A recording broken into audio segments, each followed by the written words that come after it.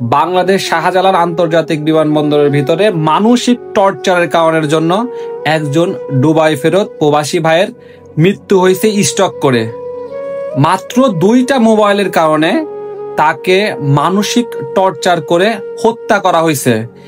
এই যে চোরটা দরবেশ বাবাগুলা বাংলাদেশ বিমানবন্দরের ভিতরে বসে থাকে, তারা হাজার হাজার কোটি কোটি টাকার স্বর্ণ চোরাচালান হয়, এইগুলা ধরতে পারে না।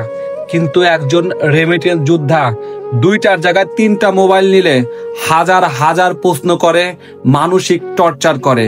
সেই টর্চারটা সহ্য করতে পারে অনেকেই সহ্য করতে পারে না। তাহলে চিন্তা করেন, বাংলাদেশ বিমানবন্দরের ভিতরে যে সকল ডাকাত, চোর, দালাল, কর্মকর্তারা কর্মচারী হিসাবে কাজ করে, তারা কতটুকু দেশের ভালো চায়, প্রবাসীদের ভালো চায়।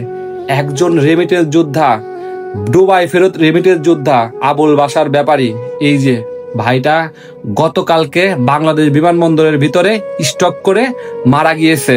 তাকে মানসিক টর্চার করে হত্যা করা হয়েছে। আমরা চাই কোন সংস্থা তাকে মানসিক টর্চার করছে, সিসি ক্যামেরার ফুটেজ বের করে তাদেরকে শাস্তির আওতায় আনা হোক। আর এইভাবে যেন একজন প্রবাসীর মানসিক টর্চার না করা হয়।